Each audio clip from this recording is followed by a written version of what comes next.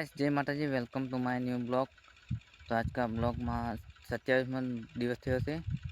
તો ગાઈસ હમણાં અમે લાગે છે આપણે છત્તા સનેરામાં ગાહણીઓ અને પપ્પા અહીંયા ગયા છે આપણે ગાહણીઓ નાખવા।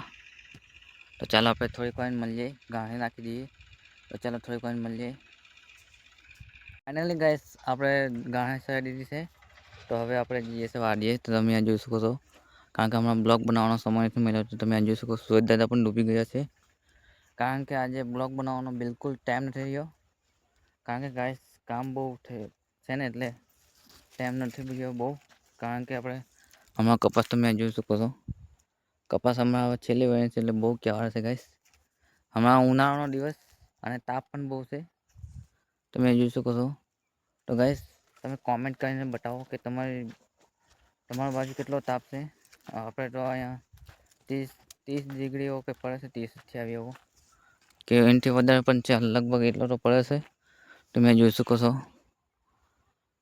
તો આવો કંઈક છે આપણે આજના બ્લોગમાં, કારણ કે અમારો સમય બહુ નથી મળતો અને ધાણિયા પણ આવે છે।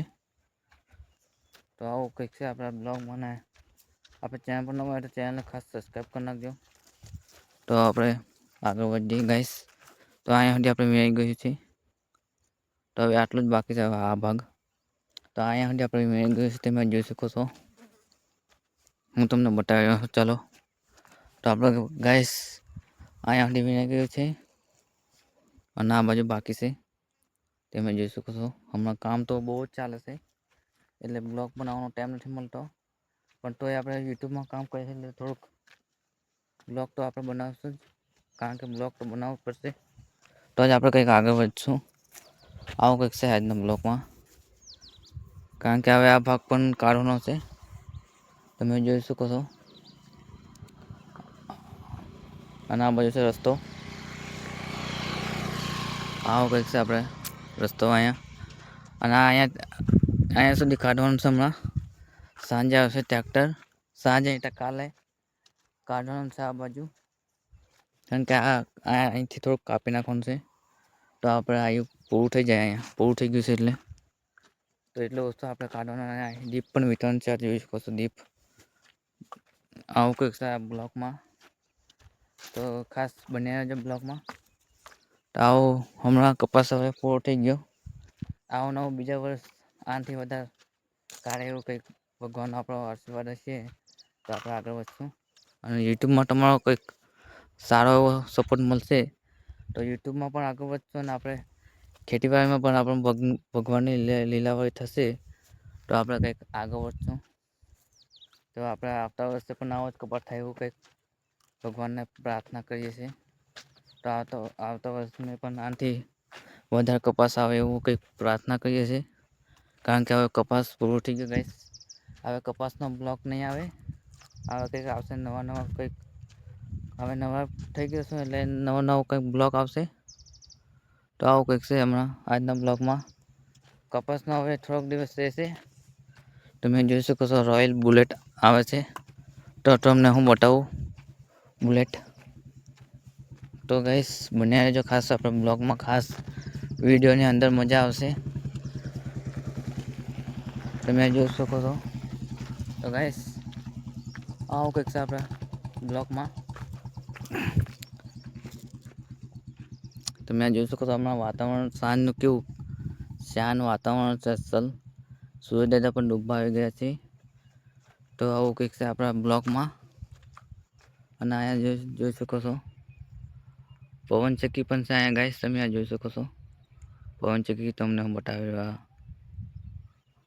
પવન ચક્કી છે, બધું જ છે આપણે અહીંયા આપણે કાછાવાડમાં। તો ગાઈસ અહીંયા જાય છે આપણે નાનો ભાઈ, સનેરું લઈને તમને બતાવી રહ્યો છું। હમણાં અમે ગાહણા ચરાવ્યા છે, આ છે આપણું ચનેરું। તો ગાઈસ આવો કંઈક છે આજનો બ્લોગ। તો બ્લોગ તમને પસંદ આવ્યો તો લાઈક સબસ્ક્રાઈબ કરી નાખજો, તો તમારા મિત્રોને શેર કરજો, અને એક સારી એવી કોમેન્ટ કરો, તો તમારો બીજા બ્લોગમાં તમારું નામ આવશે। તો કોમેન્ટ કરજો સારી એવી। તો ગાઈસ આવું કંઈક છે આપણે આજના બ્લોગમાં। આપણે ખેતીવાડીનું કામ બહુ હશે ગાઈસ, એટલે બ્લોગમાં થોડુંક ધ્યાન હું આપું છું, તો તમે લોકો થોડોક સપોર્ટ આવે તો ત્યાં તો સારું છે. સપોર્ટની ખાસ જરૂર છે. હવે બસ ગાઈસ, હવે રજા આપશો તો મળીએ છીએ બીજા બ્લોગમાં. ત્યાં સુધી મને રજા આપશો. Bye bye. જય હિન્દ, વંદે માતરમ, જય માતાજી. તો ચાલો હવે મળીએ બીજા બ્લોગમાં.